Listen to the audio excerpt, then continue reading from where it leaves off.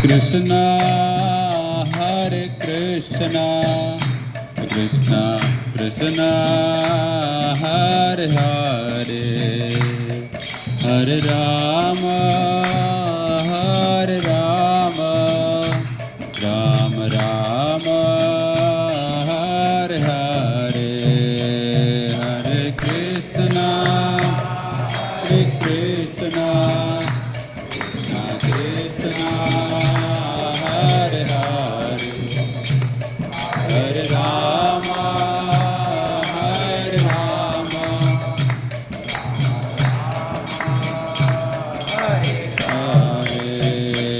Hare Krishna Krishna Krishna Hare Hare Hare Rama Hare Rama Rama Rama Hare Hare Hare Krishna Krishna Krishna Hare Hare Hare Rama Hare Rama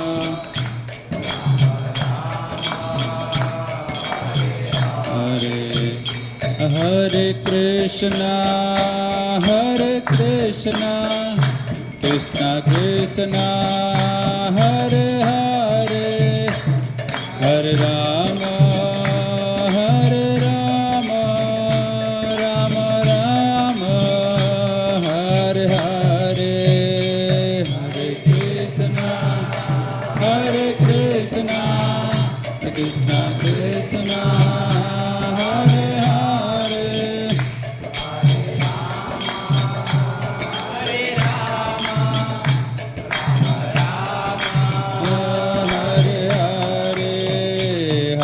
Krishna Krishna Hare Hare Krishna Krishna Hare Hare Hare Rama Hare Rama Rama Rama Hare Hare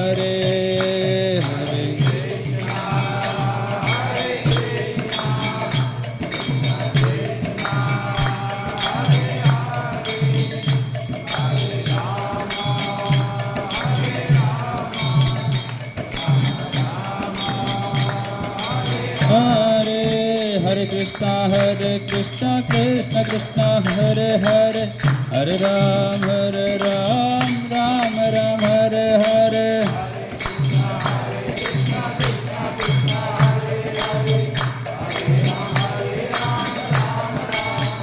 Hare Krishna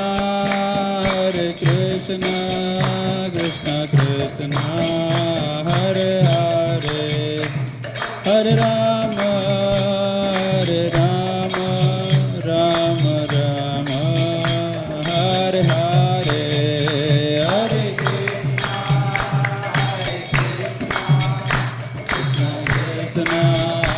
Hare Hare Hare Rama Ram Ram Hare Hare Hare Krishna Krishna Krishna Hare Hare Hare Rama Ram Ram Hare Hare Hare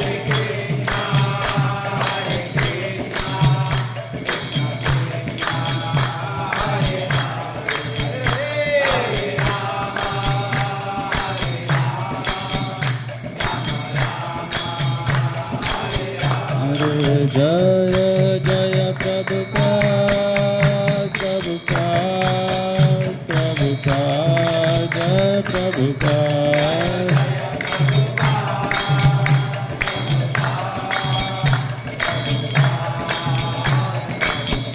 Nitagara Hari Bol Hari Bol Hari Bol Hari Bol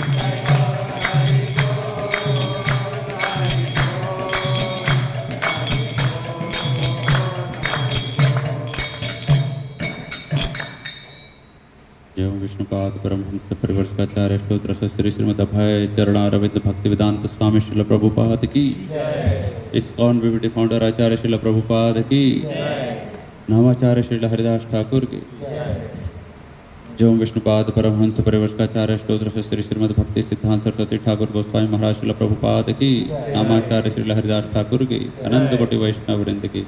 प्रेम से कहो जय श्री कृष्ण चैतन्य प्रभु नित्यानंद श्री अद्वैत गदाधर श्रीवासदि गौर भक्त वृंद की, श्री श्री राधा कृष्ण गोप गोपीनाथ श्याम कुंड राधा कुंड गिरि गोवर्धन की, मथुरा वृंदावन धाम की, मायापुर नवदीप धाम की, पुरुषोत्तम क्षेत्र श्री जगन्नाथपुरी धाम की, गंगा माई की, जमुना माई की, तुलसी महारानी की, कलयुग पावन हरिनाम संकीर्तन की, समवेद भक्त वृंद की, गौर प्रेमानंदे। All glories to the assembled one. All glories to the assembled one. All glories to the assembled one. All glories, all glories, all glories to Sri Guru and Gauranga.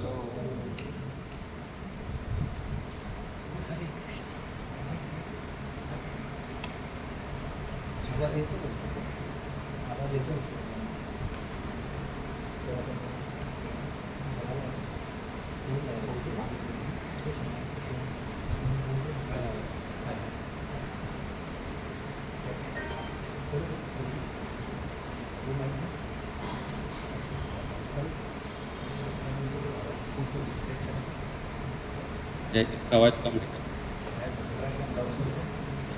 नहीं, यहाँ से मैंने बढ़ा दिया पूरा। हरे कृष्ण हरे कृष्ण। सभी को सुनाई पड़ रहा है? हाँ सुनाई पड़ रहा है।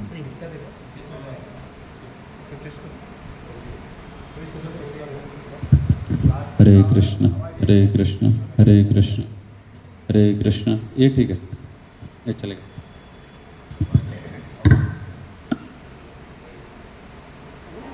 हरे कृष्ण।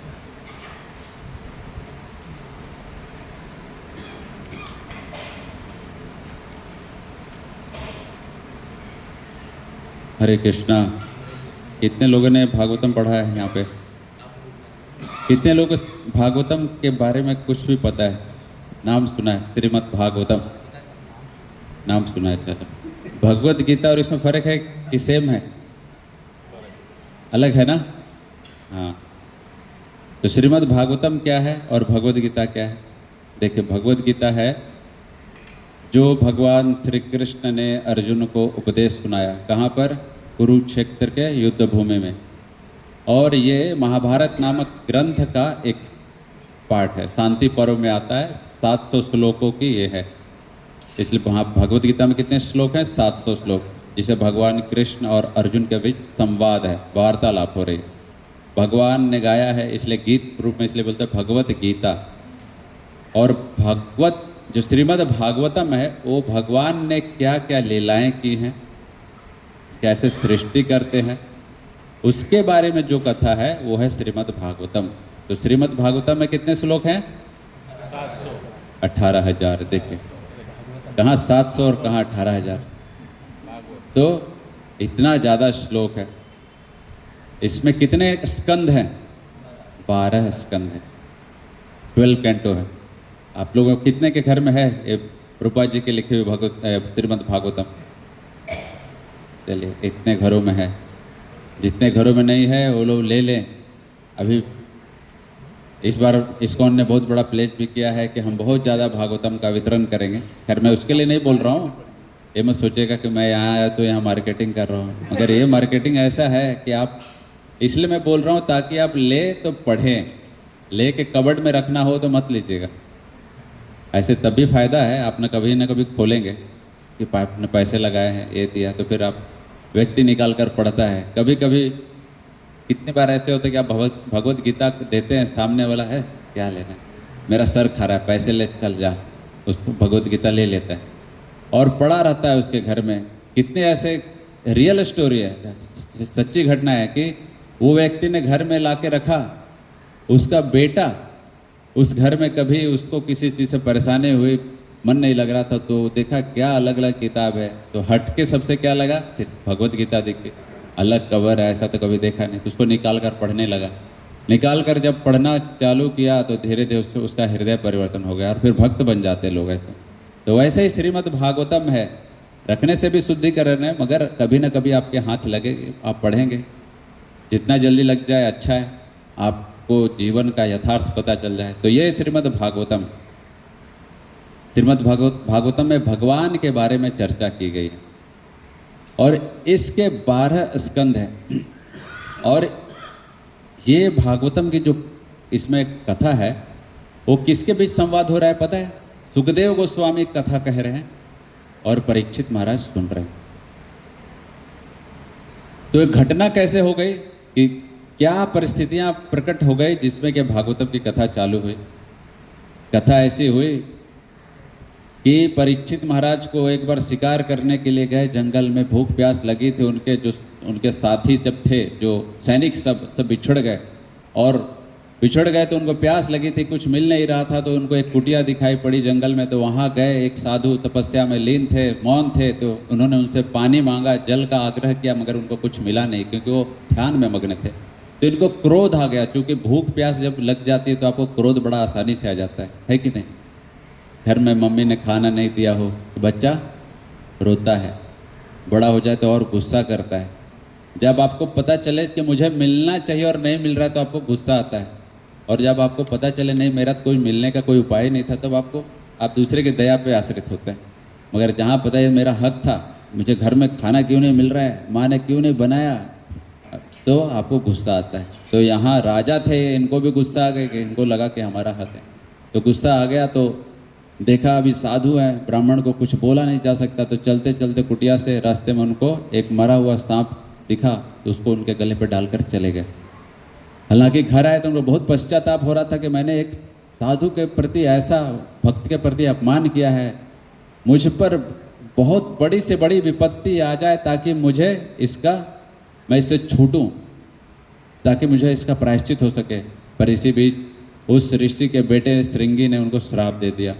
समीक ऋषि के बेटे जो श्रृंगी थे, कि उसने बहुत ही बुरा भला बोला राजा के बारे में कि ये लोग तो बस ब्राह्मणों के नौकर हैं, कुत्ते के समान है, घर की रखवाली करने वाला कुत्ता खुद को मालिक समझ ले, ये बहुत ही कलयुग का प्रभाव है। तो उसने श्राप दे दिया कि आज से 7 दिन के बाद परीक्षित को तक्षक नाम का सर्प डसेगा और उनकी मृत्यु हो जाएगी। ये घटना था। ये जब सुना, एक खबर मिली जब परीक्षित महाराज को, तो बहुत प्रसन्न हुए।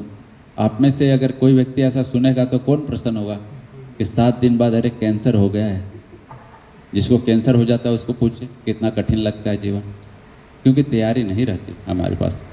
तो उनको पता चल गया कि हमें जो श्राप मिला है, तो क्या अच्छा हुआ ब्राह्मण के श्राप, ये मैं इससे तर जाऊंगा, और सब कुछ छोड़ दिया कि अभी इस धन संपत्ति राजपाट का कोई काम नहीं है। सब छोड़कर निकल गए घर से और चल गए हरिद्वार के रास्ते। बीच रास्ते में हस्तिनापुर से एक जगह आती है सुखताल, सुखताल में गए। वहाँ पर सब ऋषि मुनि सब बैठे थे, सब के सभा में जाकर वो बैठ गए, मगर कोई भी ऋषि मुनि उनको कुछ कथा नहीं कह रहे थे, क्योंकि सबको पता था कथा कौन करेंगे, सुखदेव गोस्वामी। तो सुखदेव गोस्वामी का आगमन होता है, हिमालय के पर्वतों से उतर के आ रहे थे, नंग धड़ंग थे। जैसे ही वहाँ पर पहुँचते हैं, उनके पीछे, जैसे कभी गांव में आप देखेंगे जब कोई पागल चलता है तो लोग पीछे पीछे हंसते हैं, मजाक करते हैं, पत्थर मारते हैं, वैसे नंग धड़ंग व्यक्ति को देखकर सब पागल ही समझेंगे। मगर ये जो बच्चे उनके पीछे घूम रहे थे, गांव की स्त्रियां जो मजाक उड़ा रही थी, जैसे इस सभा में पहुंचते हैं वो सुखदेव गोस्वामी, तो सारे साधु लोग उठकर खड़े हो जाते। तो बच्चे लोग हतप्रभ, आश्चर्यचकित, अरे इसको तो हम पागल समझ रहे थे और ये लोग इसकी वंदना कर रहे हैं। उनका काम तो वहीं खत्म हो गया, ड्रामा। वो लोग निकल गए बच्चे लोग। यहाँ पे सुखदेव गोस्वामी बैठे, कथा व्यासपीठ पे बैठे और कथा करने के लिए चालू हुए, और परीक्षित महाराज को बताते हैं, श्रीमद् भागवतम की कथा सुनाते हैं। ये श्रीमद् भागवतम का ये बैकग्राउंड है। और ये भागवतम होने के बाद कुछ चीज़ें आपको बतलाऊंगा कि कब कब और भी भागवतम हुई है। कि इस भागवतम में जो मेन आपको चल रहा है प्रश्न, ये है सूत गोस्वामी और शौनक ऋषि के बीच में। सूत गोस्वामी कथा कह रहे हैं, शौनक ऋषि प्रश्न पूछ रहे हैं। स्टैंडर्ड प्रोसेस क्या होता है, अब कोई व्यक्ति कथा करे, सामने से प्रश्न भी तो पूछना चाहिए। अभी सिर्फ कृष्ण तो बोल नहीं है, अर्जुन बीच बीच में प्रश्न पूछते हैं, तब कृष्ण बोल रहे हैं। तो वैसे ही यहाँ पे सूत गोस्वामी उत्तर दे रहे हैं और शौनक ऋषि प्रश्न पूछ रहे हैं, और उसके रेफरेंस में वो बतला रहे हैं कि परीक्षित महाराज ने क्या पूछा था। मतलब मैं और आप बैठे और मैं बतलाऊंगा कि अरे परीक्षित महाराज ने क्या पूछा था, तो सुखदेव गोस्वामी ने क्या इसका आंसर दिया। तो ऐसे हम दोनों के बीच, आपके और मेरे बीच जो संवाद हो रहा है, वैसा ही सूत गोस्वामी और शौनक ऋषि के बीच हुआ, और वो रेफरेंस दे रहे कि इनका परीक्षित महाराज और सुखदेव गोस्वामी के बीच में। तो ये पहली कथा है एक तरीके से। ऐसे तो भागवतम की कथा नित्य है, ये एक समय की नहीं है, हमेशा है, हमेशा से एग्जिस्ट करती है। जब ब्रह्मा जी को जब सृष्टि की शुरुआत थी, तो भगवान ने जब ज्ञान दिया तो पहले उनको भागवतम सुनाया था, और जो उनको भागवतम सुनाया था 4 श्लोकों का था, उसे चतुश्लोकी भागवत बोलते हैं, जो ब्रह्मा जी ने पहला सुना, और उसी को उन्होंने एक्सपैंड किया, तो ये आज हमारे पास 18,000 श्लोकों का है। ऐसे कहा जाता है कि देवता के लोक में यही श्रीमद् भागवतम 1,00,000 श्लोकों का है।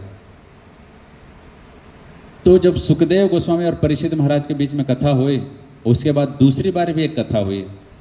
पता है कब हुई?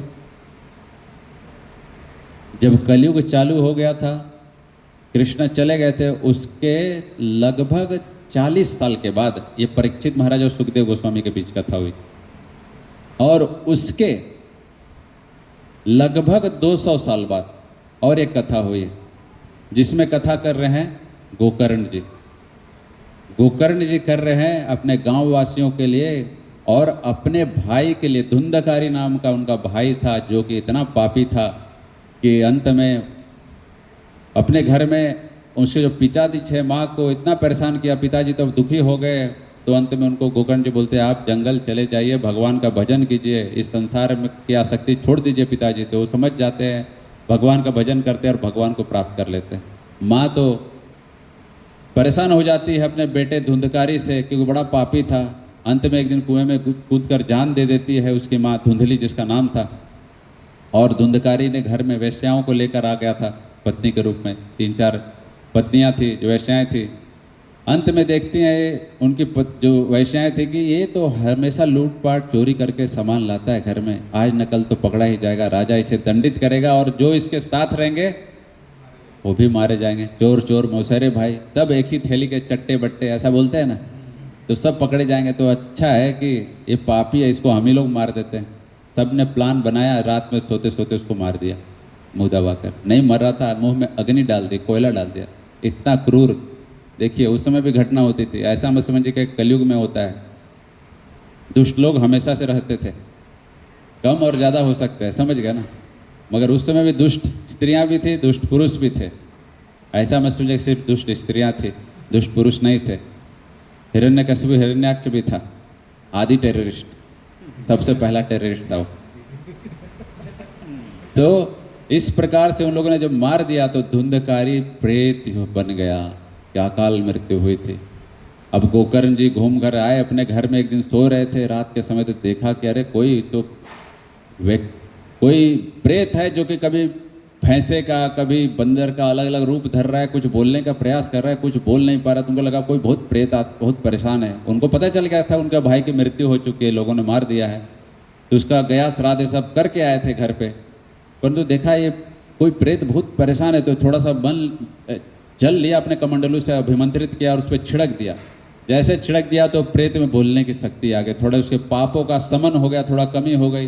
तो वो बोलता है, अरे भैया आपने मुझे पहचाना नहीं, मैं धुंधकारी हूँ।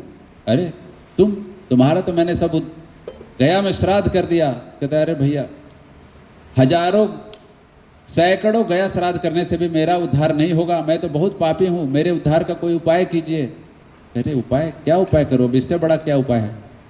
तो पूछते हैं, कोई पता नहीं चलता है। तो अपनी तप बल से, योग से सूर्य की गति रोक देते हैं, सूर्य भगवान रुक जाते हैं और फिर वो उनको बताते हैं कि तुम भागवत करो, इससे उसका उद्धार होगा। तो भागवत की कथा करते हैं और जब सबको, गांव वालों को बोलते हैं, सबकी सम्मति से करते हैं कि सब कोई आ जाओ कथा सुनने के लिए। जिसको भी पता चलता है आसपास के गांव से, सब आ जाते हैं सुनने के लिए, स्त्री बूढ़े बच्चे सब तन्मय होकर सुनते कथा। और धुंधकारी एक बांस के गांठ में जो वहाँ पड़ा हुआ था कहीं, उसमें 7 गांठ थी, उसमें एक छेद था, उस छेद में वो जाकर घुस गया, क्योंकि प्रेत था, वायु रूप में था।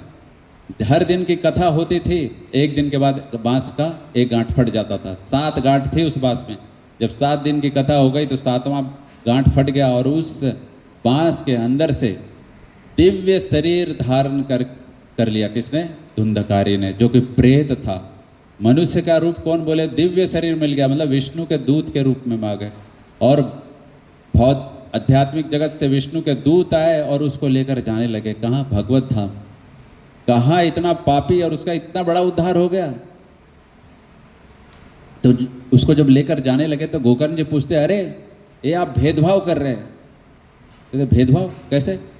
यहाँ तो हम सब ने सुना है, आप सिर्फ धुंधकारी को लेके जा रहे हैं। कहते देखिए गोकर्ण जी, सुना तो सबने है, परंतु उसका मनन इसके जैसा किसी ने नहीं किया। देखिए हम सब भी भागवत कथा सुनते हैं, भागवत सुनते हैं, लेक्चर सुनते हैं मंदिर में जाकर, मगर हमारा मन कहाँ रहता है? कभी मोबाइल चेक करते रहते हैं, कभी कुछ दिमाग में और रहता है कि ऑफिस में क्या काम छूटा है, घर का क्या काम छूटा है। तो हमारा चिंतन नहीं हो पाता। सुन तो लेते हैं, वो भी फायदा करता है, मगर वो व्यक्ति जो कि उसको चिंतन कर रहा है, उसके बारे में मनन कर रहा है, उसको अलग ही फायदा होगा। तो इस प्रकार से किसी ने नहीं सुना, इसलिए उनको ये लाभ नहीं मिल रहा है, हालांकि सब ने सुना है। तो अब क्या किया जाए? तो कहते ठीक है, आप दोबारा कथा कीजिए, इस बार सब ठीक से सुनेंगे और सब भगवत धाम जाएंगे। तो फिर से कथा चालू हुई। तब सबको रिजल्ट दिख गया था कि ठीक से कथा सुनोगे तो बाद में फिस्ट मिलेगा, एकदम अच्छा फिस्ट मिलेगा। जितने अच्छा आप प्रश्न का उत्तर देंगे, आपको उतना अच्छा खाने को मिलेगा। वैसा ही हो गया ना, रिजल्ट दिख गया था पिछले कथा का कि एक व्यक्ति चला गया, गोलोक धाम चला गया। तो सब ने इस बार कथा अच्छे से सुना और जब कथा समाप्त हुई तो स्वयं भगवान कृष्ण वहाँ पे प्रकट हो गए अपने पार्षदों के साथ और सारे गांव वालों को लेकर चले गए। यहाँ तक कि कुत्ते, चंडाल, जो योग्य नहीं थे, वो भी भगवान के धाम चले गए। ऐसे ही जैसे बोलते हैं जब भगवान राम अपनी लीला समाप्त करने के बाद अयोध्या से अपने धाम साकेत जा रहे थे, तो सारे अयोध्या वासी उनके साथ भगवत धाम चले गए। ये भगवान की कृपा है, भगवान अपने पार्षदों को ले जाते हैं। यहाँ क्यों रखेंगे? भगवान कृष्ण भी जब देखे अंत में लीला, मौसल लीला हो गई प्रभास क्षेत्र में, सारे यदुवंशी वहाँ से चले गए, कोई रहे नहीं। और जो उसमें से देवता लोग से आए थे वो देवलोक को चले गए और जो भगवान के शुद्ध भक्त है भगवत धाम चले गए। लोग को लगता है कि यानी कृष्ण तो मर गए। कृष्ण मरे नहीं, उन्होंने ऐसा लीला किया। नहीं तो जो व्यक्ति महाभारत के युद्ध में इतने बड़े बड़े सब और उसके पहले इतने सैनिकों को, इतने राजाओं को परास्त किया, वहाँ पर उनकी कैसे बतलाते हैं मृत्यु के? एक जरा नाम का बहेलिया आया, तीर मारा, उनके पैर में लग गया। पैर क्या इतने इंपॉर्टेंट चीज़ है क्या? कांटा चुभने से किसी की मृत्यु होती है क्या? नहीं। और बोलते तीर पैर पे भी नहीं लगा था, तीर उनके पैर के बगल में गिरा था। और जो जरा नाम का जो बहेलिया था वो देखा सामने आके, उसे तो दूर से दिखा था कोई मृग का मुंह दिख रहा था। आकर देखता है तो भगवान है, माफ़ी मांगता है भगवान से और भगवान उसी समय उसको उसी शरीर में भगवत धाम भेज देते। अब दूसरों को जो भगवत धाम अपना धाम भेज दे, वो क्या ऐसा मृत्यु को प्राप्त होगा क्या? तो मूर्खों को मूर्ख बनाने के लिए भगवान ऐसी लीला करते हैं कि ठीक है, जिनको लगता है ये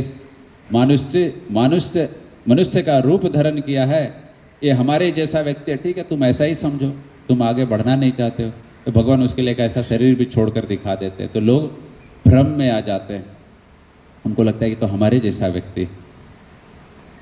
तो भगवान ऐसे मूर्ख बनाते हैं ऐसे लोगों को। तो ये दूसरी बार कथा हो गई और सब लोग गोकर्ण जी की कथा सुनकर चले गए। और तीसरी कथा कब हुई? तीसरी कथा हुई जब नारद मुनि और ब्रह्मा के जो 4 पुत्र हैं, सनक, सनकादि, सनंदन और सनत कुमार, ये चारों पुत्रों ने जब कथा की, और कथा कैसे हुई थी उसका पृष्ठभूमि क्या है शायद आपको ये सब पता नहीं होगा, तो मैं थोड़ा आपको बतला दे रहा हूँ। तो आप हर बार आपको फिलॉसफी थोड़ा कथा भी सुन लेने चाहिए। तो हुआ था क्या कि कृष्ण चले गए थे और ये सब कथा भी हो चुकी थी तब तक। नारद जी सोचते हैं कि अरे चलो पृथ्वी पर चला जाए, भगवान ने बहुत सारी लीलाएं की थी, जरा देखें क्या क्या है। मगर पृथ्वी में जहाँ भी भ्रमण करते हैं, भारत में खास करके, तो देखते हैं सब जगह तो अधर्म फैल चुका है, कलयुग का प्रभाव इतना ज़्यादा है। सब जो साधु लोग हैं, साधु के कपड़े में क्या है, सब ढोंगी बन चुके हैं, पैसे से भागवत कथा कर रहे हैं। और घर पे, उसमें लिखा है भागवतम के महात्म्य में कि जो साले सब ये सब सलाहकार बन गए, मतलब बुद्धिदायक है, वो लोग बुद्धि दे रहे हैं। और घर में स्त्रियों का राज है, कलह हमेशा लगा हुआ है। स्त्रियों का राज होना गलत नहीं है, एक दूसरे दृष्टि से बताया जा रहा है कि क्योंकि अगर घर सही हो तो दोनों के विवेक से ही घर चलता है, स्त्री पुरुष। तो यहाँ पे कलयुग के अलग अलग अधर्मों के बारे में बता रहे हैं कि कैसे, और एक चीज़ बताते हैं कि वहाँ अन्न बेचा जा रहा है। पहले के युग में अन्न कभी बेचा नहीं जाता था, दान दिया जाता था। भोजन बेचा नहीं जाता था, खास करके पका हुआ भोजन।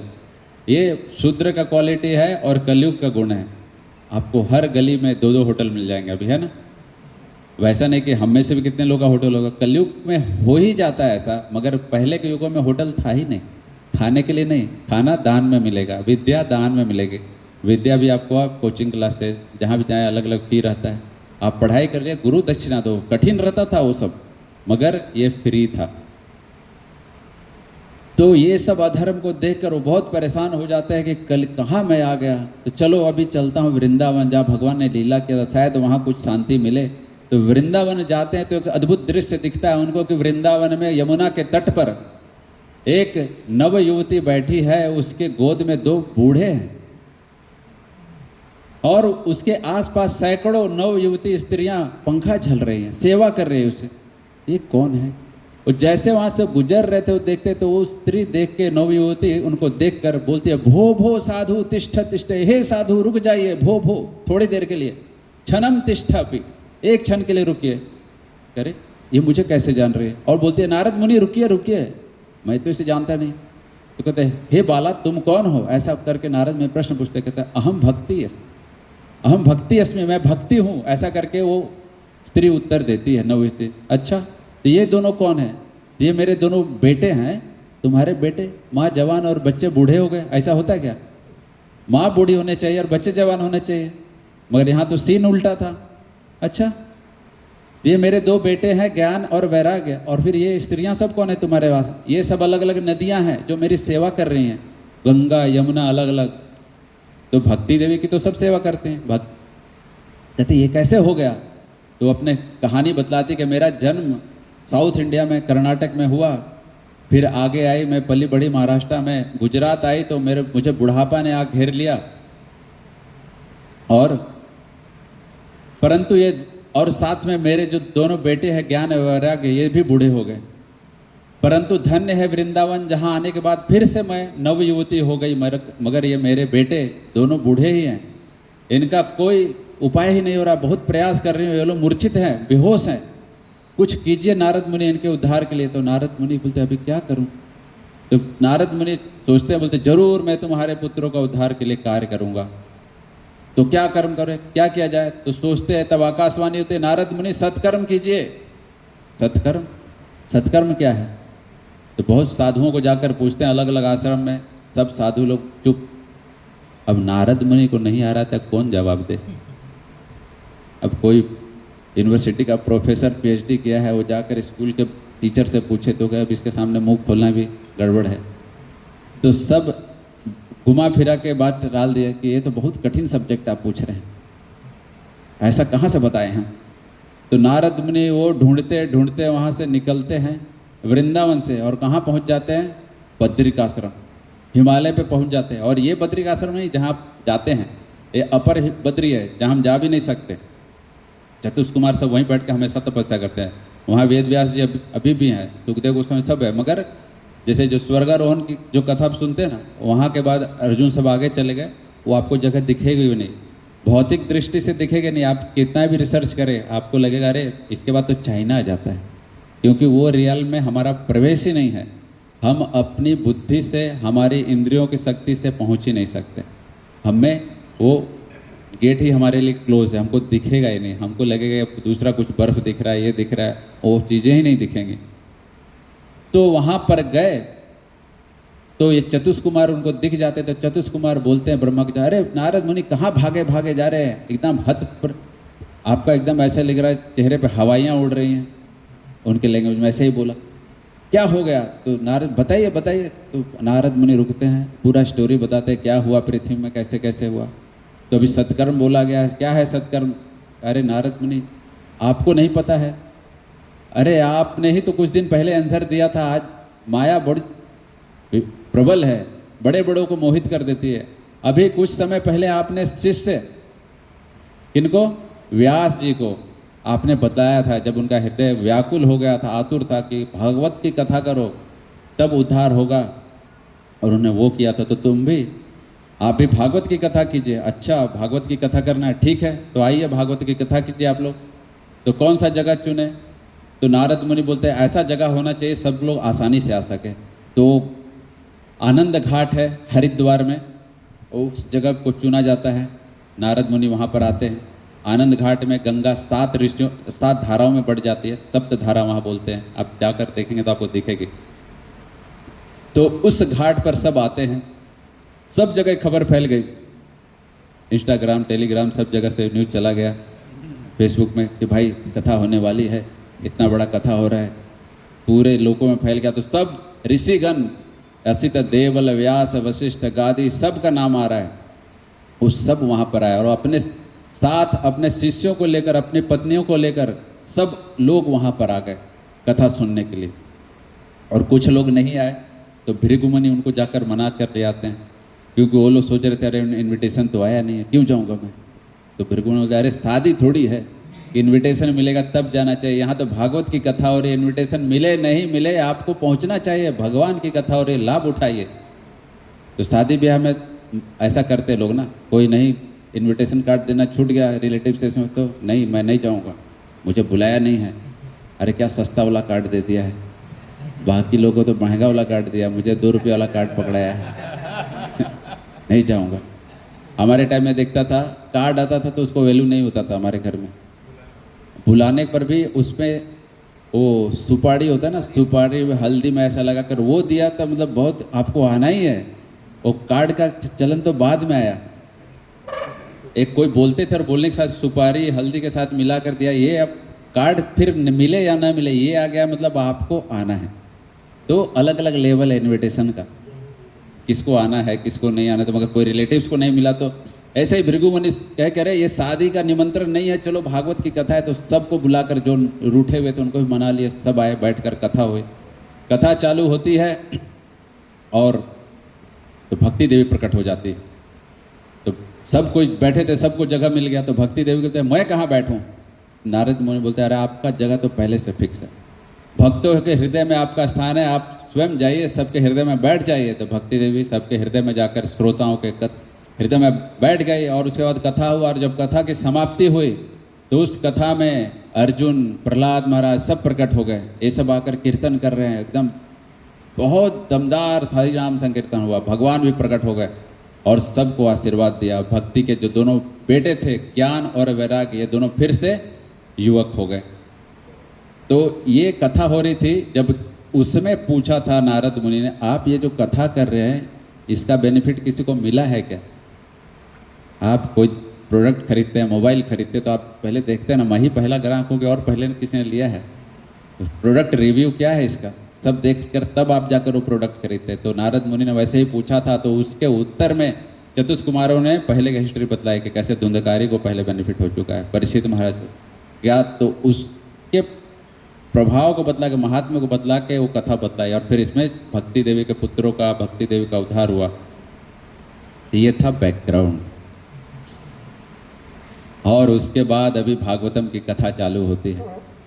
भागवतम की कथा में जो पहला 3 श्लोक है, मंगलाचरण, वस्तु निर्देश और आशीर्वाद, इसको बोलते हैं। कोई भी जो मंगलाचरण में 3 पार्ट होती है, भगवान की स्तुति, उसमें क्या बतलाया जा रहा है और आशीर्वाद दिया जाता है। तो अभी प्रथम स्कंद का 3 श्लोक पढ़ता हूँ, फिर आपको बतलाएंगे इस पर। जन्मादेयस्य यतो अन्वयादतितरश्चार्थस्वभिज्ञस्वराट् तेने ब्रह्म हृदय आदि कवये मोहयन्ति यत्सूरयः तेजो वारि मृदां यथा विनिमयो यत्र त्रिसर्गो मृषा धाम्ना स्वेन सदा निरस्तकुहकं सत्यं परम धीमहि। तो इसमें बतला रहे हैं, भगवान की स्तुति कर रहे हैं। जन्मादि अस्य यतः, जो जन्म आदि, सृष्टि का जो जन्म हो रहा है, सृष्टि का उत्पत्ति हो रहा है, इन सब के जो सृष्टि करता है उनको हम प्रणाम करते हैं। तेने ब्रह्म हृदय आदि कवे मुह्यंति यत सूर्यः, जिनके जिससे बड़े बड़े, जिनकी माया से बड़े बड़े जो मुनि हैं, ब्रह्मा, ये सब भी मुह्यंति, मोहित हो जाते हैं। जैसे तेजो वारी मृदाम, तेज मतलब अग्नि, जैसे अग्नि में कभी कभी जल का भ्रम हो जाता है। अगर आग कहीं ऐसे लगा हो तो आपको हवा हिलता हुआ दिखाई पड़ेगा, लगेगा पानी जैसा हिल रहा है।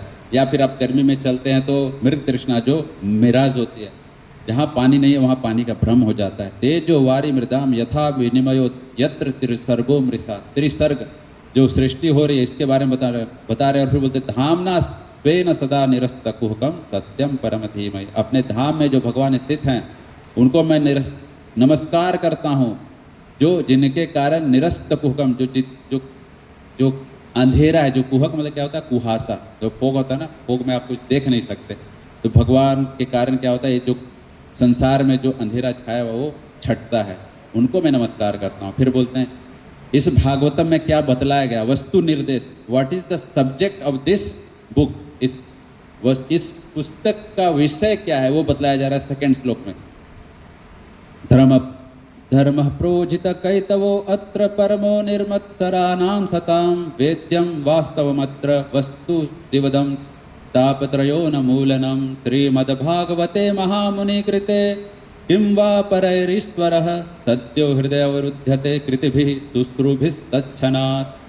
तो बोलते धर्म प्रोजित कैतवो अत्र, जो कैतव धर्म है, जो कपटपूर्ण धर्म है, उन सब को ये हटाता है, उसको हटाकर परमो निर्मत्सरा नाम सताम, जो परम है, निर्मत्सर है, इन सब के ऊपर है, उस चीज को इस पुस्तक में, इस भागवतम में रखा गया है।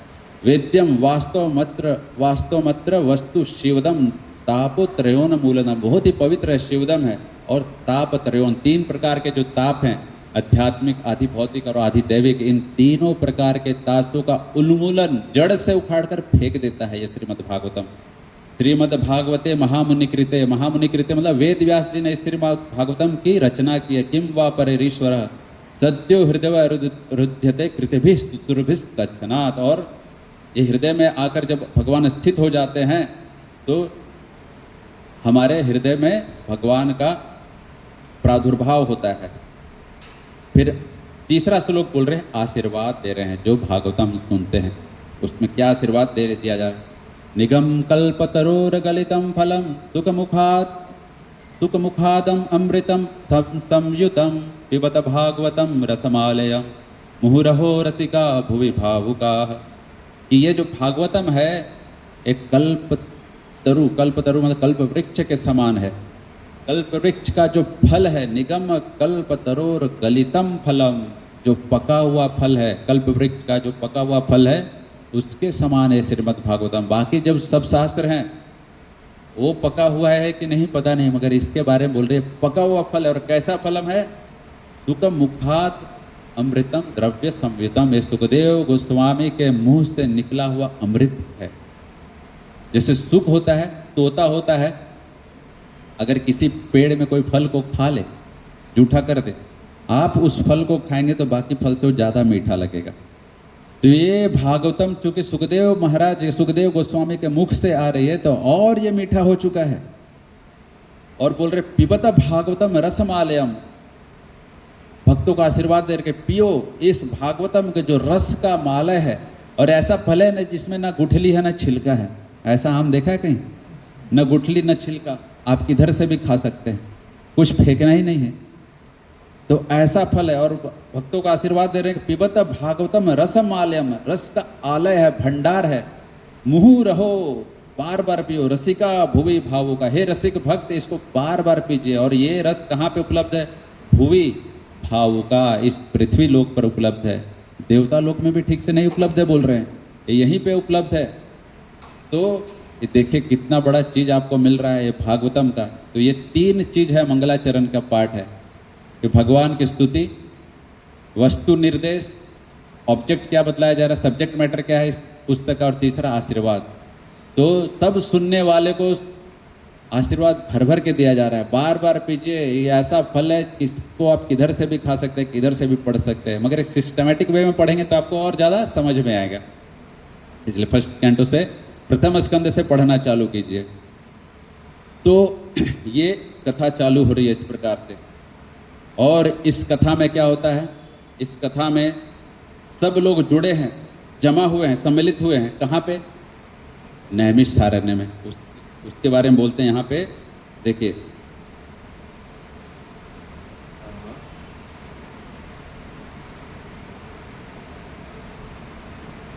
हाँ, और इसमें हाँ, इसके बाद का श्लोक है, नैमिषे निमिष क्षेत्रे ऋषय सौनकादय सत्रम स्वर्गाय लोकाय सहस्त्र सम मासत। नैमिषे निमिष क्षेत्रे, एक नैमिषारण्य नाम का जगह है, उसके बारे में बोल रहे हैं। ये जगह कहाँ है पता है?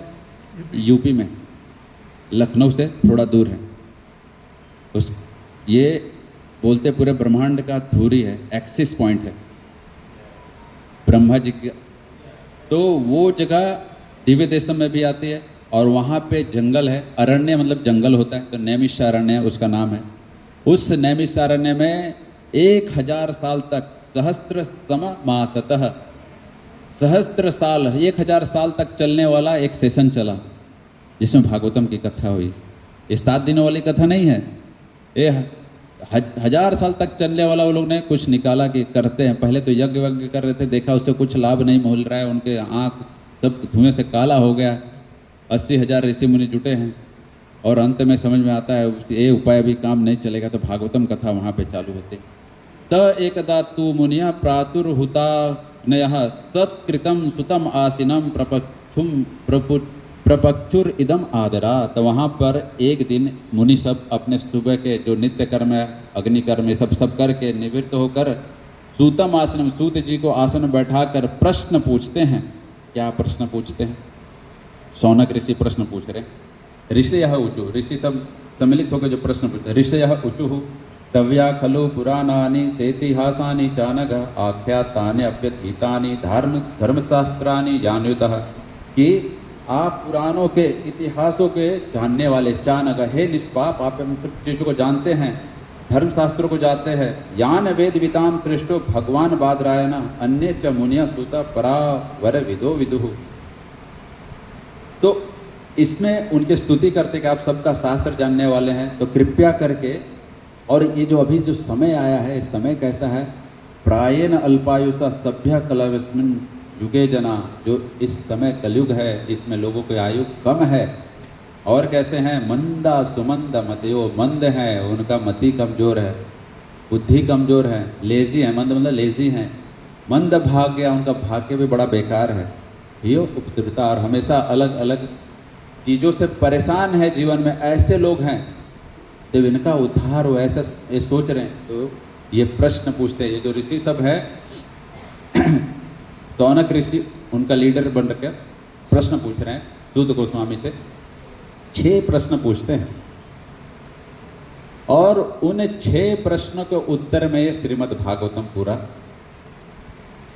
आपने कभी देखा क्या 6 प्रश्नों का उत्तर कभी लाइफ में लिखा है? 12 स्कंद का प्रभुपाद का किताब उठा लीजिएगा, पता चलेगा, अरे बाप रे, इतना बड़ा 6 क्वेश्चन का आंसर। हालांकि प्रभुपाद उतना डिटेल लिख रहे हैं, इसलिए आपको लग रहा है, नहीं तो ये क्या है पता है? कौन सी पुस्तक है? ये भागवतम है, पूरा भागवतम है, 12 स्कंद, इसमें ओनली संस्कृत श्लोक है। मैं उसी से पढ़ रहा था अभी, तो केवल संस्कृत श्लोक है, पूरा भागवतम है। आप प्रभुपाद का भागवतम देखें, पूरा डिटेल के साथ पढ़ते तो इतना हो जाता है, क्योंकि आप सिर्फ संस्कृत पढ़ नहीं सकते, समझ नहीं सकते। तो जो 12,000 श्लोक बोल रहे हैं इसके अंदर संपूर्ण भागवतम है। तो शौनक ऋषि प्रश्न पूछ रहे हैं कि ये कलयुग का जीवों का ये लक्षण है, तो उसका उद्धार कैसे हो, उसके 6 प्रश्न पूछते हैं। और वो 6 प्रश्नों के उत्तर में पूरा भागवतम, और उसी को उत्तर देने के क्रम में फिर प्रश्न आते हैं। अगर आप कोई चीज़ किसी को बताते हैं, तो फिर वो दूसरा प्रश्न भी, अरे नहीं आपने ये बोला मगर मुझे ये समझ में नहीं आया, तो फिर सूत गोस्वामी को, अरे यही प्रश्न परीक्षित महाराज ने पूछा था, यही प्रश्न तो वसुदेव जी ने पूछा था, तो नारद जी ने उत्तर दिया था। तो ऐसे करते करते पूरा ये भागवतम, वर्णन है। तो 6 प्रश्न क्या है पता है क्या भागवतम के? किनको पता है? किन्होंने सुना है कि 6 प्रश्न पहले? कितने लोगों ने कभी कभी सुना है वो तो बताइए। कि नहीं सुना है? सुना है ना? जय। तो 6 प्रश्न पूछे थे उन्होंने।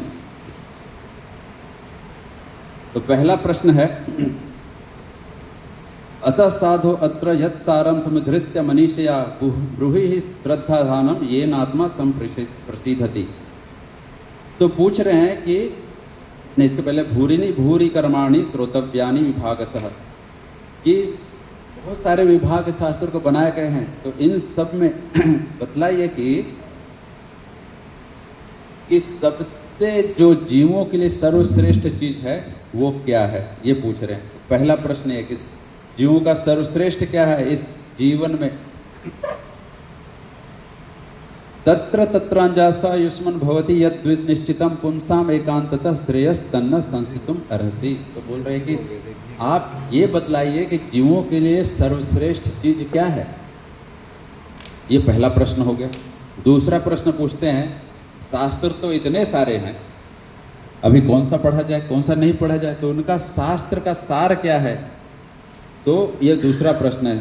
साधो अत्र यत् सारम समुद्धृत्य मनीष्या, जो साधुओं ने जो मुनियों ने निर्धारण करके बताया सभी शास्त्रों का सार, वो बतलाइए।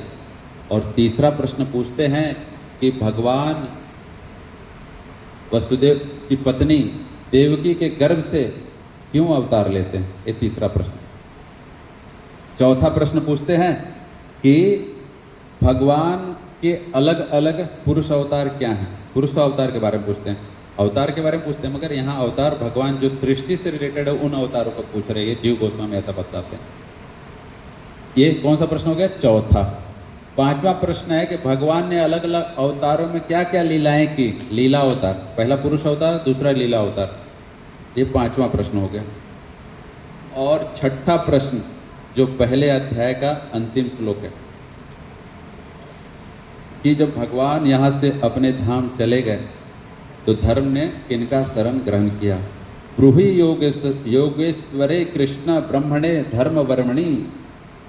योगेश्वर जो कृष्ण हैं उनके बारे में पूछ रहे कि स्वाम काष्ठाम अधुना पेते धर्मम कम शरणम गतः। जब भगवान अपने धाम में चले गए तो धर्मम कम शरणम गतः, धर्म ने किसका शरण ग्रहण किया। ये 6 प्रश्न पूछ लिए। अब उसी 6 प्रश्नों को उत्तर में दूसरे अध्याय से ये पूरा चालू हो रहा है कि क्या हो रहा है, क्या क्या इसका आंसर है। तो पहला पूछा था प्रश्न कि जीवों के लिए सबसे श्रेष्ठ चीज क्या है, तो इसका उत्तर दूसरे अध्याय से चालू हो जाता है।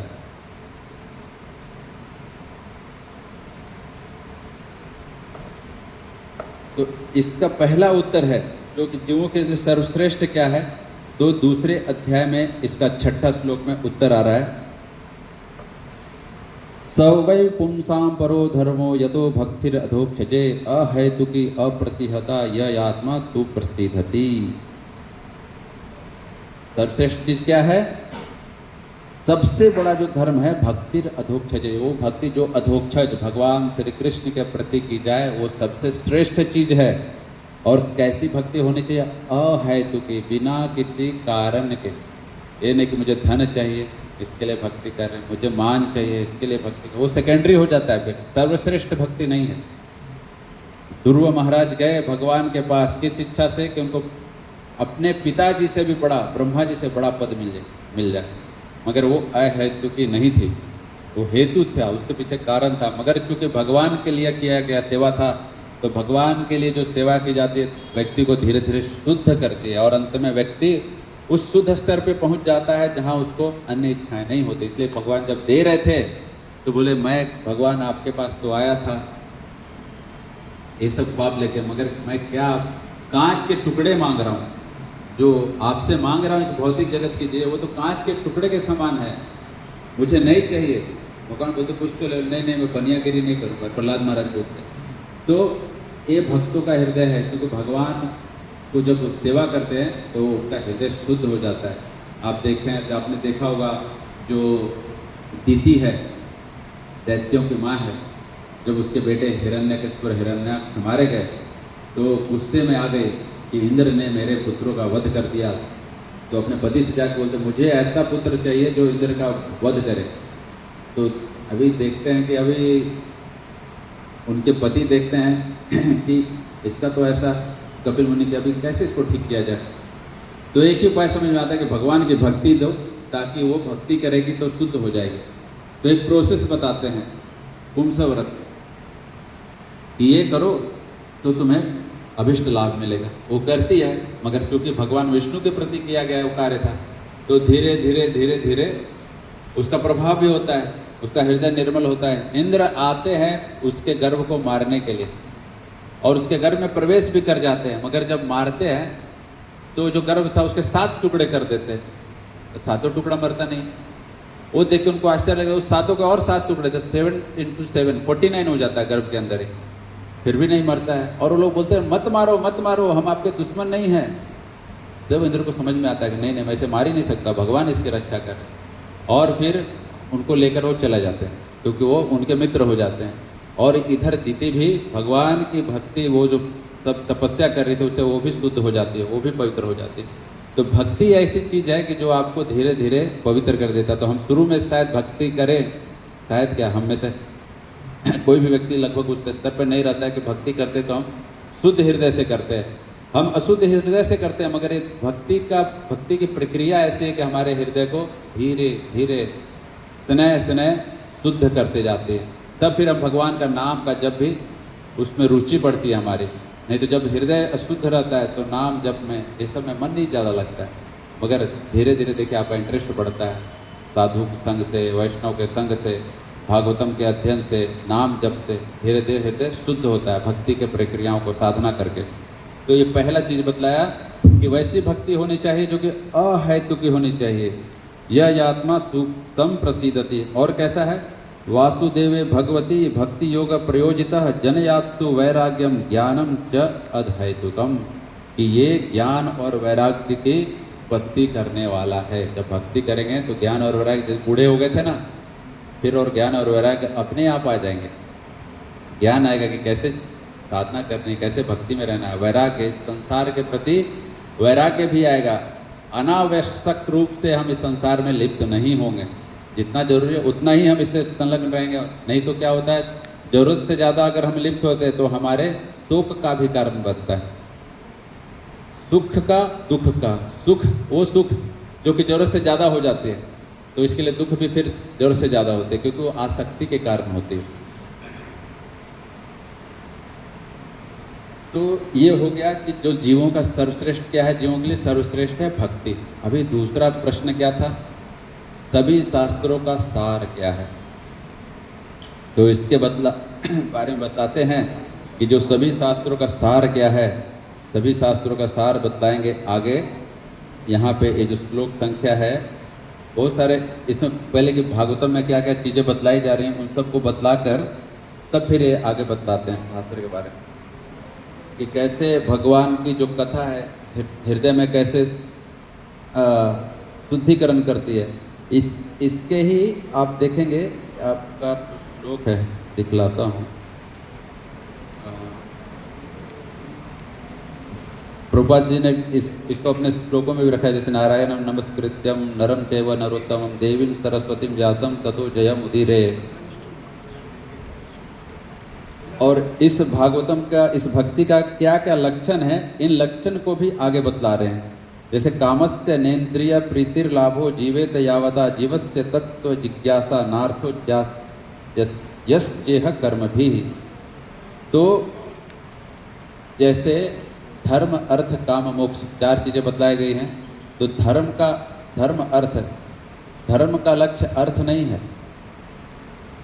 अर्थ का लक्ष्य है कि हम कैसे सही प्रकार से अपने धर्म को कर सके। धर्म अर्थ काम और अपने इंद्रिय तृप्ति जो लिमिटेड वे में बताए गए उसको करते हुए मोक्ष के, भगवान की प्राप्ति कर सके।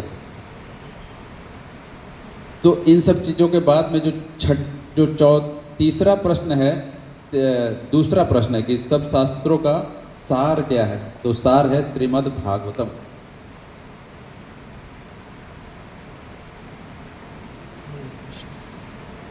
और ये श्लोक संख्या इसके लास्ट का जो श्लोक है उसमें बताया जा रहा है दूसरे अध्याय का।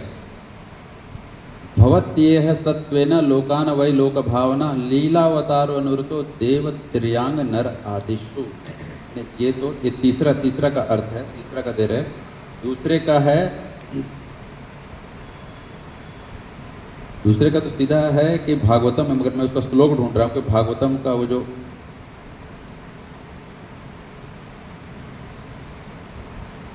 एग्जैक्टली उसका कहाँ पर वो श्लोक में आंसर दिया गया है वो ढूंढ रहा हूँ। हरे कृष्ण।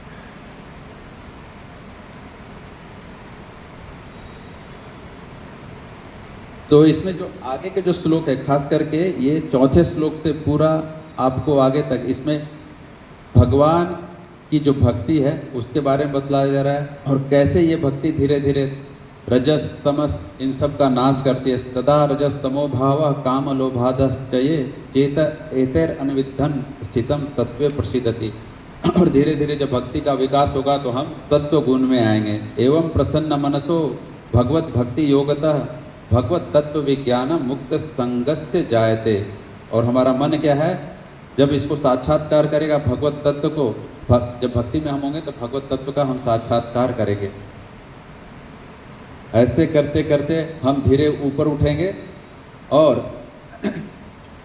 ये जो सभी शास्त्रों का सार है वो है भागवतम, कि किस प्रकार से इसेंस ऑफ ऑल जो प्रोसेस है ये वसुदेव हैं। वसुदेव परा वेदा, वासुदेव परा मखा, वासुदेव परा योगा, वासुदेव परा क्रिया। सभी चीज़ों का अंतिम लक्ष्य क्या है? वासुदेव हैं, भगवान श्री कृष्ण हैं। और फिर जो तीसरा प्रश्न पूछते हैं वो कि भगवान ने देवकी के गर्भ से क्यों प्रकट हुए, तो उसका उत्तर देते हैं भवत्ते सत्वेन लोकान वै लोक भावना लीला अवतार नरतो देव तिर्यंग नरादिशु। कि भगवान अलग अलग जीवों में अलग अलग अवतार, अलग अलग रूपों में अवतार लेते हैं और लीला अवतारों के बारे में बता रहे हैं कि कैसे भगवान सब आकर सब लीलाएं करते हैं। ये तो हल्का सा एक्चुअली आंसर दे रहे हैं। इसके बाद के अध्याय में और डिटेल आंसर देते हैं। जैसे तीसरा अध्याय है इसमें और इसका डिटेल आंसर आएगा, तीसरे का, चौथे का और पांचवें छठे प्रश्न का।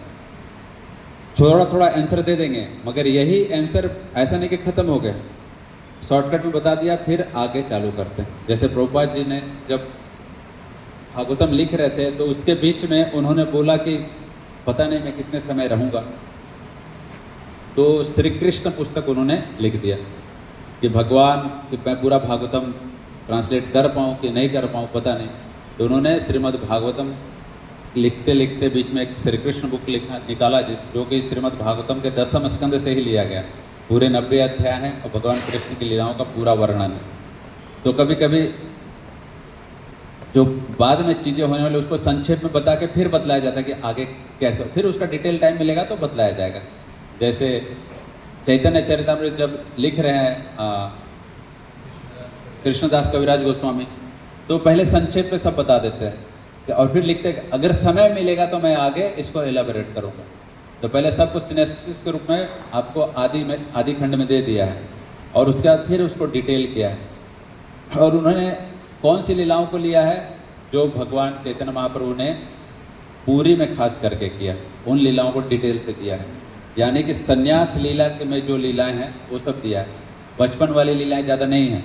वो आपको जानना है तो कौन सी पुस्तक देखना पड़ता है? चैतन्य भागवत। और वृंदावन दास ठाकुर उन्होंने चैतन्य भागवत लिखा है, तो वो उन्होंने संन्यास लिखा लीला पे डिटेल दिया ही नहीं क्योंकि उनको अच्छा ही नहीं लगा। भगवान सब कुछ छोड़ के चले गए। एक बच्चा ज़्यादा अच्छा लगता है ना, तो बाल बड़े बड़े। अब हम लोग कैसा वर्शिप करते हैं चैतन्य महाप्रभु को मंदिर में, जो गृहस्थ में जब थे उस लीला पे हम पूरा उनका पगड़ी बनाते हैं, धोती। नहीं तो आप सन्यासी बना देंगे डंडा रखना पड़ेगा, कोई ड्रेसिंग नहीं कर पाएंगे। हालांकि वो सुंदर है मगर फिर भी भक्त उसमें आनंदित नहीं होते जब वो सब कुछ छोड़कर चले गए। तो वृंदावन दास ठाकुर ने वो लीला के बारे में डिटेल बताया ही नहीं ज़्यादा।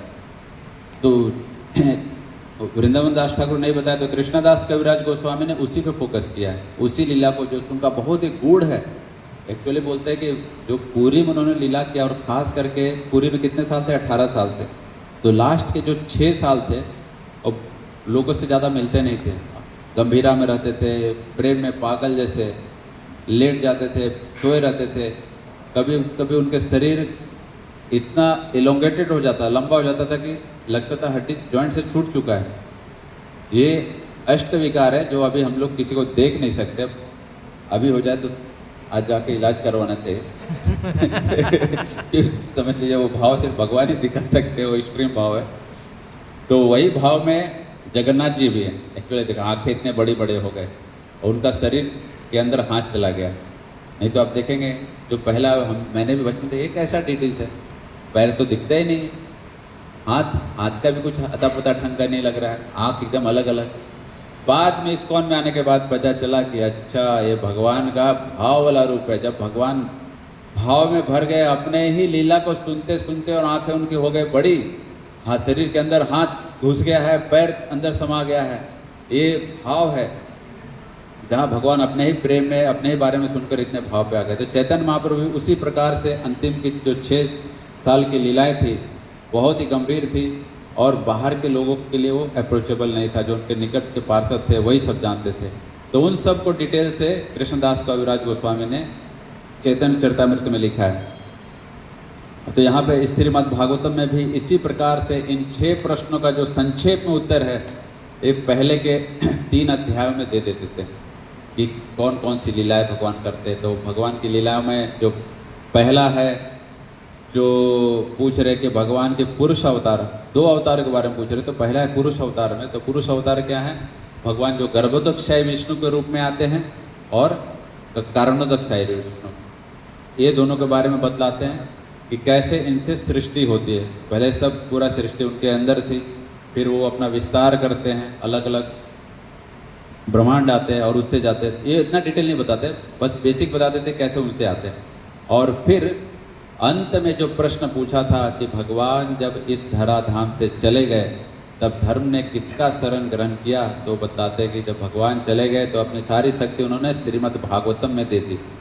और ये श्रीमद् भागवतम इस कलयुग में जो घोर अंधकार का समय है, इस समय इसके अंधकार को हटाने के लिए ये ज्योति के समान है। उस ज्योति के समान है कि जब भले कितना भी घना अंधकार क्यों नहीं हो, पर ज्योति का एक प्रकाश आता है तो पूरे अंधकार को हटा सकता है। ये मशाल के समान है और कलयुगी रूपी जो अंधकार है उसको पूरे तरीके से हटा रहा है। और भागवतम शास्त्र की महिमा है। ये कैसे? ये इस भागवतम में भगवान ने स्वयं अपने आप को स्थापित कर रखा है। एक और है भागवतम महात्म्य जो कि स्कंद पुराण में वर्णित है, जो कि बीबीटी के आपका उसमें पढ़ेंगे तो मिलेगा कि कैसे उसमें भी लिखा हुआ है। बीबीटी का जो पोलियो आता है ना उसमें, तो उसमें लिखा है कि जब कृष्ण यहाँ से चले गए प्रभास क्षेत्र से युद्ध के बाद, सारे यादव लोग तो कुछ बच गए थे, जैसे जो महल में 1-2 लोग थे, उनके पोते जो पद थे वो सब थे और कृष्ण की सारी रानियाँ थी। तो अर्जुन को जिम्मा मिला कि आप सारी रानियों को लेकर वृंदावन चले जाइए। तो वो वृंदावन ला रहे थे, मगर बीच रास्ते में अहिरों ने की टोली आई और उनको हरा दिया, सारी रानियों को उनसे अपहरण करके ले गए। बोलते कि वो स्वयं श्री कृष्ण ही थे, इस रूप में आए थे। और उस समय अर्जुन को पता चला कि उनको तो लग रहा था मैं बहुत बड़ा गांडीवधारी हूँ, मैं इतने लोगों को हरा सकता हूँ युद्ध में, मगर वहाँ इन लोगों ने डंडे से अर्जुन को हरा दिया। अर्जुन कुछ नहीं कर पाए। तब उनको समझ में आ गया कि ये सारी शक्ति कृष्ण की थी, मेरी नहीं थी। अब हमारा समय आ गया है। जाके अपने भाइयों को बतलाते हैं और वो लोग जाने की तैयारी करते हैं। और इधर ये जो स्त्रियां थी ये सब वापस वृंदावन आ जाती हैं। और यहाँ पे जो उनके पोते थे कृष्ण के पर पोते पद्मनाभ, वज्रनाभ, तो वज्रनाभ के पास आते हैं और रहते हैं। तो उसमें से एक रानी थी कालिंदी, जो कभी दुखी नहीं रहती। बाकी रानियों का हमेशा कृष्ण का वियोग था, हमेशा दुख में रहती थी। तो इन लोगों ने एक बार जाकर कालिंदी से प्रश्न पूछा कि हम सब कृष्ण के जाने के कारण हमेशा दुखी रहती है, आपको कभी दुख में नहीं देखा। तो कालिंदी जी बोलते हैं कि नहीं, मुझे तो उनका वियोग कभी पता ही नहीं चला, मुझे तो हमेशा लगता है कृष्ण यहाँ पे हैं। तो सांडिल्य मुनि को बुलाया गया। तो सांडिल्य मुनि बतलाते हैं उनके सभा में, तो बताते हैं कि नहीं, ये सही बोल रहे हैं। आपको अगर ये जानना है तो आप लोग भागवत की कथा कीजिए।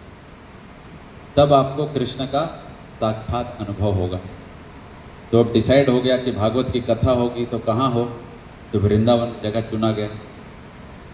वृंदावन में वहाँ पे जो उद्धव कुंड देख रहे हैं, वहाँ पे वो कथा हुई। उसके आसपास उद्धव जी भी प्रकट होकर आ गए कथा सुनने के लिए, तो उनको भी कथा सुनना था, वो भी कथा सुनने के लिए आ गए। परीक्षित महाराज को जिम्मा मिला कि आप जब तक कथा चलेगी आप कहीं कोई विघ्न नहीं हो, इसलिए आप घूमकर रखवाली कीजिए। तो परीक्षित महाराज बोलते नहीं, मुझे भी सुनना है कथा। तो उनको बोला जाता है कि आपके सुनने के लिए अलग से भगवान ने व्यवस्था कर रखा है, आपको चिंता करने की जरूरत नहीं है, आपके बाद तो भागवतम का कथा ही चालू हो जाएगा। तो उनको उस समय शायद पता नहीं था। तो उस समय परीक्षित महाराज पूरा भ्रमण करते हैं, और उस भ्रमण के समय में उनको कली मिलता है, जो आप भागवतम में पढ़ते हैं कि जब वो जा रहे थे तो कहीं एक जगह देखा कि कली एक बैल को और एक गाय को प्रताड़ित कर रहा है, उसके पैर तोड़ दिया है उसने, और वो रो रही है, गौ माता रो रही है, बैल रो रहा है। वो प्रश्न पूछते हैं तुम्हारा हाल किसने किया है? तो वो लोग क्या उत्तर देते हैं, हमारे कर्मों का फल। आपको कोई मारेगा और व्यक्ति भी बड़ा बगल में खड़ा रहेगा, अरे कौन मारे, यही इसी ने मारा है, मारो इसको, तुरंत बोलेंगे, है कि नहीं? मगर यहाँ ये लोग बहुत, क्योंकि एक धर्म है और एक साक्षात पृथ्वी है, दोनों सहते हैं। उन लोगों ने कुछ भी ऐसा उत्तर नहीं दिया। मगर थोड़ी देर बाद प्रश्न सुनकर, अलग अलग जब प्रश्न किया, प्रश्नों का उत्तर सुनकर परीक्षित महाराज को समझ में आ गया ये लोग कौन है, एक साक्षात धर्म और दूसरा पृथ्वी है। और उनको ये भी समझ में आ गया कि बगल में जो व्यक्ति है, जो राजा का वेश बना कर रखा है, हाथ में डंडा, इसी ने मारा। तो तलवार निकालते हैं मारने के लिए। तो अभी कली, वो स्वयं कली था, पर्सोनिफाइड कली, व्यक्तिगत कली, मूर्तिमान कली, उसको मारने के लिए जब तैयार होते हैं तो तुरंत अपना हथियार फेंक देता है और परीक्षित महाराज के चरणों में गिर जाता है और माफ़ी मांगता, मुझे माफ़ कर दीजिए, मुझे आप शरण दीजिए। कहते नहीं, तुम इसके योग्य नहीं हो, तुम्हें नहीं छोड़ा जाएगा। तो बहुत सारी चीज़ें बताता है, अरे देखिए इस कलयुग का क्या क्या फायदा है। तब वो सोच कर परीक्षित महाराज सोचते हैं, देखो कलयुग तो ऐसा युग है जिसमें लोगों की आयु कम है, मंद भाग्य है, आलसी हैं, यपदृता, हमेशा उपद्रव से, अलग अलग चीज़ों से परेशान रहते हैं। तो ऐसे समय में एक बेनिफिट है इस कलयुग का, जो अलग अलग युगों में कोई बहुत कठिन साधन तपस्या करके योग करके भी भगवान को प्राप्त करना अत्यंत कठिन काम नहीं कर पाते हैं लोग, वो इस कलयुग में हरि नाम का संकीर्तन करके हरे कृष्णा कृष्णा कृष्णा हरे हरे, हरे राम राम राम हरे हरे, भगवान के हरि नाम का संकीर्तन करके वो आसानी से मिल सकता है। तो ये गुण देखकर परीक्षित महाराज ने अंत में कली को छोड़ दिया, उसके लिए कुछ स्थान दिए। कि अब उसने बोला, अरे आप मगर मुझे रहने के लिए तो कोई जगह ही नहीं दे रहे, क्योंकि आपके साम्राज्य में तो कुछ गलत चीज़ें हो ही नहीं रही, तो मैं कैसे रहूँगा, मैं कैसे जीऊँगा? भगवान ने मुझे भी बनाया है। ऐसा मैं सोचिए कि कलयुग अपने आप टपक गया। 4 युग में एक युग भगवान ने दिया है, हर बार आता है। बुढ़ापा सबको आता है कि नहीं? आप बोलेंगे अरे बुढ़ापा क्यों आ रहा है, बुढ़ापा देना ही नहीं चाहिए भगवान को। तो जैसे शरीर में युवावस्था है, बचपन है, युवावस्था है, उसी तरह एक बुढ़ापा भी है, वो आता ही आता है, सबको झेलना ही है। आप जितना अच्छे से तैयारी करेंगे उतना अच्छे से आप निभाएंगे। जितना संयम में अपना जीवन जिया है तो बुढ़ापा भी कम कष्टप्रद होगा। मगर बुढ़ापे का कष्ट तो सबको होगा, चाहे भक्त हो ना हो, चाहे संयमी हो या ना हो। तो जो संयमी रहेगा, अच्छे से जीवन जिया है, उसको कम होगा, वो अच्छे से अपना बुढ़ापा भी थोड़ा निकाल पाएगा। तो कलयुग भी ऐसा ही है, कलयुग रहेगा, इसे हटा नहीं सकते। कलयुग में क्या कर सकते हैं? बारिश हो रही है, बारिश से बचने के लिए आप सब जगह टेंट नहीं लगा सकते, अपना छाता जरूर रख सकते हैं। अपना छाता रखेंगे तो क्या है, बारिश के प्रभाव आप पर नहीं पड़ेगा, बहुत कम पड़ेगा। उसी प्रकार कलयुग चल रहा है, मगर भगवान का नाम का जप करेंगे, भक्तों का संग करेंगे, तो वो जो दूसरे युगों में अत्यंत कठिन कार्य था जो भगवत प्राप्ति का, वो सहज ही सुलभ ही आपको उपलब्ध हो जाएगा। ये और किसी युग में नहीं है ये गुण, इसलिए आपको यहाँ भेजा गया है। समझिए, अभी आप इतने बेनिफिट में आ गए। अभी लग रहा था सतयुग में होना चाहिए था, अरे सतयुग में होता खाली बैठे रहते, कहीं पहाड़ में ध्यान करते रहते, पता चला कुछ रिजल्ट नहीं हुआ, फिर आपको कलयुग में ही आना पड़ा। हो सकता है आप लोगों ने तपस्या किया होगा, थोड़ा मोड़ा फेल होगा, अभी कलयुग में आ गए, अब बम्फर ऑफर मिला है, कि भगवान का नाम जपिए और भगवत धाम निकल जाइए। और भी देखिए उसमें से कौन सा कलयुग आपको मिल रहा है, चैतन्य चरितमृत पढ़ेंगे तो आपको पता चलेगा। ब्रह्मा के एक दिन में 1000 चतुर्युग बीतता है। चतुर्युग में 4 युग होते हैं, कौन कौन से? सतयुग, त्रेता, द्वापर, कलयुग। कलयुग की आयु कितनी है? 4,32,000। द्वापर की इसका डबल 8,64,000 साल। त्रेता युग कितना हो गया? 12,97,96 है, इसका ट्रिपल। और फिर इसका 4 टाइम्स हो गया सतयुग। टोटल मिला के कितना हुआ? हाँ, समथिंग नहीं, 43 लाख। हाँ देखो, अभी आपको बताता हूँ एक सिंपल कैलकुलेशन कैसे करने का। कलयुग x, द्वापर 2x, त्रेता 3x, कल सतयुग 4x, 4x, 4 3 2 कितना होगा? टोटल मिला के 10x। तो कलयुग का 10 गुना हो गया। सीधा गुना कीजिए, अरिथमेटिक आप लोग पढ़ा होगा थोड़ा मोड़ा मैथ में। तो कलयुग का 10 गुना कर दीजिए, 4,32,000, तभी कितना हो जाएगा? 43,20,000 साल। अभी आप नहीं भूलेंगे अगर आपने ये फॉर्मूला याद कर लिया तो। कोई भूलेगा? चतुर्युग का टोटल कितना है? 43,20,000 साल, राइट आंसर। तो ये जब 1000 बार ऐसे ऐसे युग बीतते हैं तो ब्रह्मा जी का एक दिन बीतता है।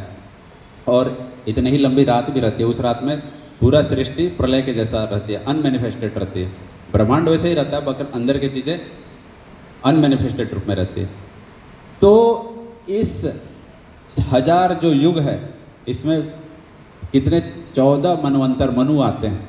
तो एक मनु का शासन काल 72 चतुर्युग के आसपास होता है।